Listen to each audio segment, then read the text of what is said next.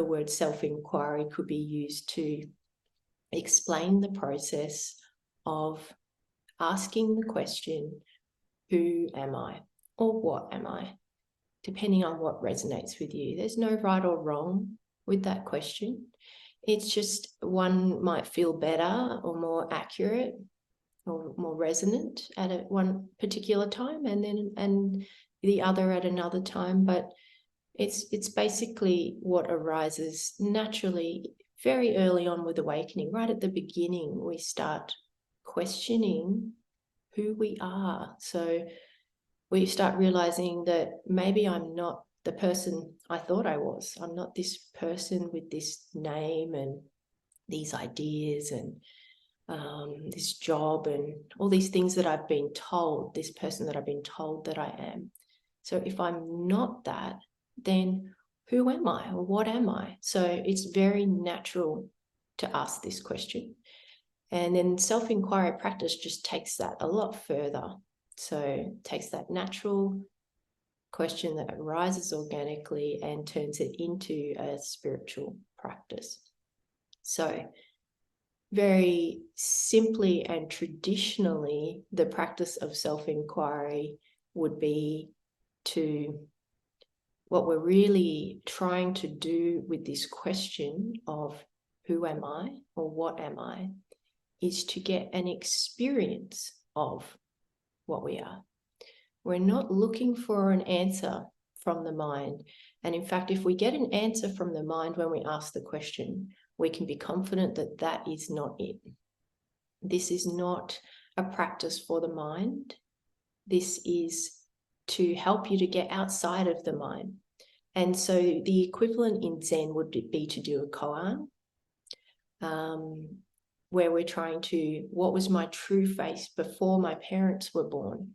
We're trying to get an experience of what that is, an experience of our formless nature through the koan. So it's in different traditions. But in self-inquiry, we're asking, who am I? What am I?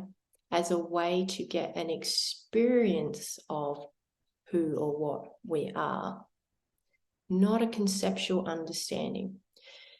So if we can understand that one point, we're well on our way of understanding how to do self-inquiry in a way that will benefit us. And so that alone is really crucial to this whole thing. So we are not looking for an answer from the mind. If we get any kind of answer from the mind, and it might be very elaborate and it might sound very spiritual and it might tell us all kinds of interesting teachings about emptiness and our Buddha nature and whatever tradition that we've followed, that's fine, but that's not it. That is not what we're trying to do with inquiry. We are asking the question to go beyond the content of the mind, to experience what we are directly, which is not a thought. It is outside of that. So this is where language starts to fail us, of course, because we're going outside of it. But and this is why it sounds abstract to talk about self-inquiry, because it's a practice of something that we need to do. When we do it, it's very real, it's very practical, it makes total sense to do it.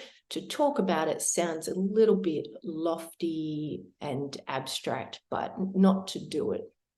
So it's harder to talk about than to do in a way.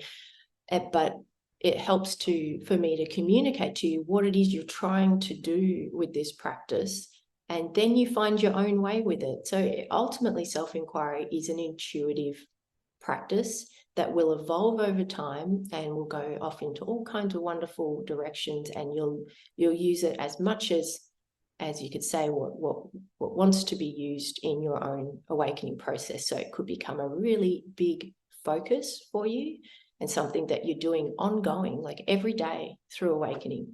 And even in dreams, day and night, it can transfer into the nighttime. So for some people, it's like a really big part to this. And for other people, you just every now and then, you might just intuitively feel like in meditation, I just want to drop in that question, who am I? It just feels right to use this just right now. And so there's no right or wrong way to do self-inquiry, but I would say the point of what I'm teaching here is to explain what it is you're trying to do, what it is we're trying to achieve with self-inquiry, what the practice is trying to do. Then you can make it your own once you know why you're doing it. So we're going to get a lot more sort of complex from here and talk about all different ways that inquiry can be used.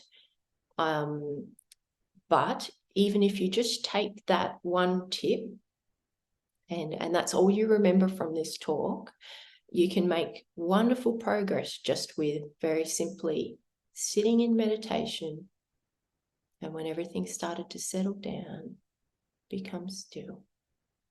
Just asking, who am I? And you kind of want to sort of drop it in like a droplet of water into a lake, and it just, and let it sit in the silence. So we're not searching in the mind, trying to find an answer like we usually do when we ask a question. We're not interested in that. This is not for the mind. We drop the question into the silence and we listen. We're listening to the silence. What is the answer? Who am I? So it's a different way to ask the question. We're navigating it in a different way to what we're used to when we ask questions and do contemplation in the mind. When we're talking about the traditional use of the word self-inquiry, this is what it is. So we're asking the silence, who am I? And we just wait in the silence. So that is the first part, and we'll do a bit of a practice on that just to make that a bit clearer. But if you know that what you're looking for is an experience of what you are and not an answer from the mind, if you get that bit, you'll be really able to make some progress with self-inquiry, even just keeping it as simple as just asking, who am I? From time to time, just drop it in.